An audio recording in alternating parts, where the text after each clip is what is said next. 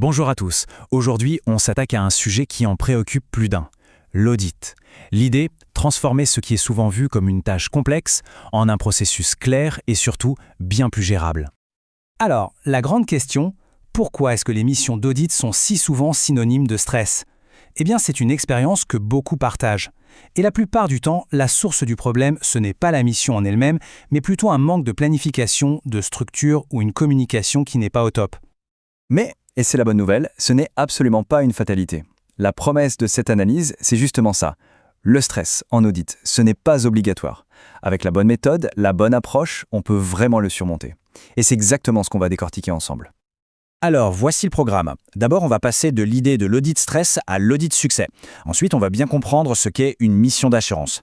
Puis, le cœur du sujet, le plan en 4 phases. On verra aussi comment éviter les pièges les plus courants et on terminera avec les clés pour une mission vraiment sereine. C'est notre feuille de route pour transformer l'audit en une véritable source de valeur. Allez, c'est parti. Première section, l'audit, du stress au succès. On va commencer par la base. Quel est l'objectif fondamental d'une mission d'audit ? La définition officielle, celle de l'IA, l'Institut des auditeurs internes, nous dit que c'est une évaluation objective. Et ce mot « objectif », il est essentiel. Le but, ce n'est pas de pointer du doigt, de chercher la petite bête, non, c'est vraiment d'évaluer une situation de manière factuelle, impartiale, en se basant sur des preuves. Et bien sûr, l'audit, ça couvre plein de domaines. On a les audits financiers, les plus connus peut-être, mais il y a aussi les audits opérationnels, pour voir si les processus sont efficaces, les audits de conformité, pour vérifier si on respecte bien les règles, et puis, de plus en plus important, les audits informatiques. Alors, quel est le rôle de l'auditeur dans tout ça ? C'est avant tout d'évaluer les risques, de s'assurer que les systèmes de contrôle sont solides, mais ce n'est pas tout. C'est aussi de renforcer la gouvernance et, au final, d'ajouter de la valeur. Il faut vraiment voir l'auditeur comme un partenaire stratégique qui aide l'organisation à s'améliorer en continu. Ok, maintenant qu'on a posé les bases, passons au concret. Section 2, le plan en 4 phases. C'est vraiment le squelette d'une mission réussie. Tout le processus d'audit est structuré autour de ces 4 grandes étapes, qui sont d'ailleurs basées sur les normes internationales de l'IIA. On a d'abord la planification, puis l'exécution, la communication des résultats et enfin le suivi.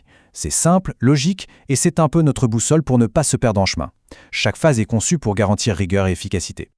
Première phase est sans doute la plus importante, la planification. C'est là que tout se joue vraiment. On reçoit la lettre de mission, on rassemble les premiers documents, on organise les réunions de lancement avec les équipes auditées. C'est à ce moment-là qu'on cartographie les processus, qu'on identifie les zones à risque et qu'on bâtit notre programme de travail. Bref, un bon départ ici, c'est l'assurance d'éviter une tonne de problèmes par la suite. Et pour que cette planification se passe bien, il y a quelques bonnes pratiques. La première, c'est d'être ultra clair sur les objectifs et les limites de la mission. Pas de zone d'ombre. Mais le plus important, c'est de créer une relation de confiance dès le début. C'est ça le vrai secret pour désamorcer le stress et encourager une vraie collaboration. Une fois que le plan est solide, on passe à l'exécution. Là, on est sur le terrain, on mène nos tests, on observe, on vérifie. L'objectif, collecter des preuves solides, suffisantes et pertinentes. Et une astuce super importante, on rédige les fiches de constat au fur et à mesure, en temps réel. Et on fait des points réguliers avec les équipes pour valider les faits. Ça évite les mauvaises surprises à la fin. Et pour bien formuler un constat, il y a une méthode géniale, les 5 C. C'est un cadre de travail super puissant. Chaque constat doit décrire la condition, ce qu'on a vu, le critère, ce qui aurait dû être, la cause, pourquoi c'est arrivé, la conséquence, quel est l'impact, et bien sûr, la recommandation. C'est ce qui transforme une simple observation en quelque chose de solide, d'argumenté et qui mène à une action concrète. Bon, le travail de terrain est fini, les constats sont solides, maintenant il faut communiquer tout ça. C'est la phase 3. Un bon rapport d'audit, ce n'est pas un roman, il suit une structure très claire. Une intro qui rappelle les objectifs, une synthèse pour les gens pressés, le détail des constats avec les recommandations, une conclusion générale et des annexes si besoin. Simple, efficace. Et pour ce rapport, quelques règles d'or. Primo, aller droit au but. Personne n'a le temps de lire 50 pages. Deuxio, prioriser. On met en avant les risques les plus importants. Et tertio, et c'est peut-être le plus crucial, on écrit pour des non-spécialistes. Le but, c'est que tout le monde comprenne. Le rapport, c'est un outil d'aide à la décision pour le management, pas une thèse technique. Et attention, la mission n'est pas terminée après l'envoi du rapport, loin de là. La 4e et dernière phase, c'est le suivi. C'est ce qui fait toute la différence. On met en place un tableau de suivi, on demande des preuves que les actions sont bien mises en place, on fait des points réguliers. Sans ce suivi rigoureux, un audit risque de n'être qu'un rapport qui prend la poussière sur une étagère. Et ça, c'est vraiment dommage. Voilà pour la méthode idéale. Maintenant, voyons le revers de la médaille. Section 3, les pièges critiques à éviter. Ces erreurs qui peuvent vraiment tout faire dérailler. Elles sont au nombre de 4 et elles sont redoutables. La première, bâcler la planification. La deuxième, affirmer des choses sans avoir de preuves formelles. La troisième, écrire un rapport en jargon totalement incompréhensible. Et la dernière, oublier le suivi. Chacune de ces erreurs est une source de stress et d'inefficacité. C'est le cocktail parfait pour un audit raté. Bon, on a vu la méthode, on a vu les pièges.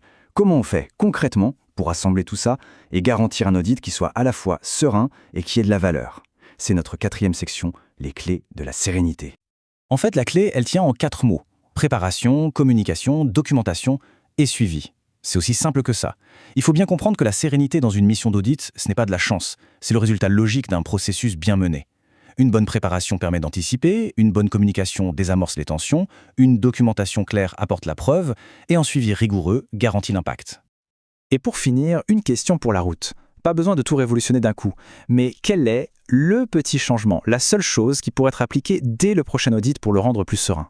Parfois, se concentrer sur un seul de ces principes peut déjà tout changer dans la manière de vivre la mission pour tout le monde. C'est une réflexion qui vaut vraiment la peine.